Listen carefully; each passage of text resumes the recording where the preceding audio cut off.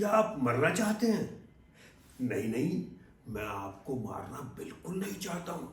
मैं तो बस आपको मरने के कुछ फायदे बताना चाहता हूँ और मुझे पूरा विश्वास है कि आप नहीं नहीं नहीं नहीं, आपकी पत्नी इस बात से जरूर सहमत होगी। खैर, मुद्दे की बात पर आते हैं।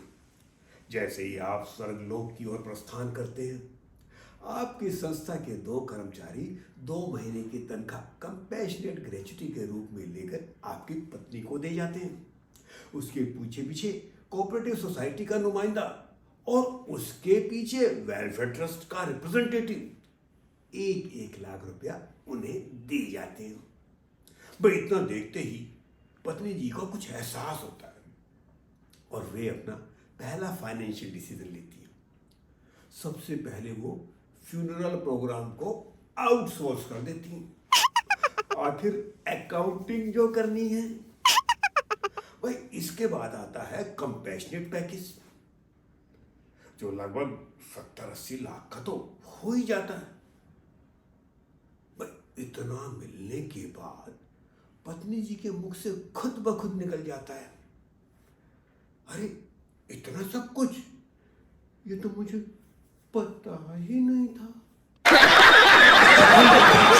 अगर पता होता तो क्या।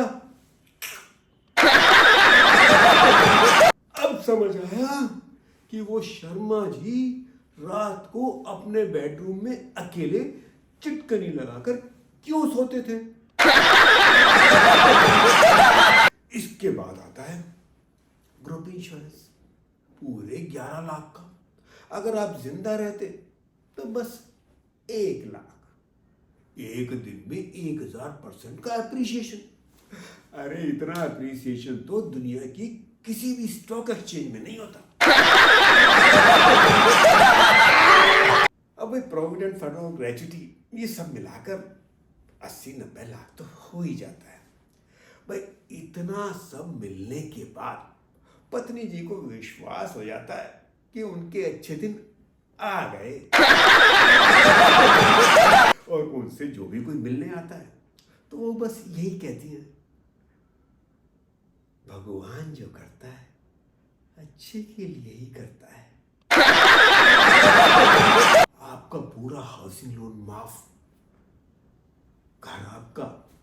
अगर आप जिंदा रहते तो इंस्टॉलमेंट देते देते थक जाते, पर लोन चुकता ना कर पाते।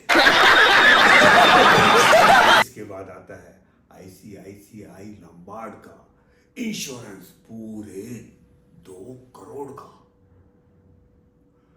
भाई, इतना सब कुछ मिलने के बाद जिंदगी में पहली बार आपकी पत्नी को एहसास होता है कि उसने आपके साथ शादी करके कोई गलती नहीं की।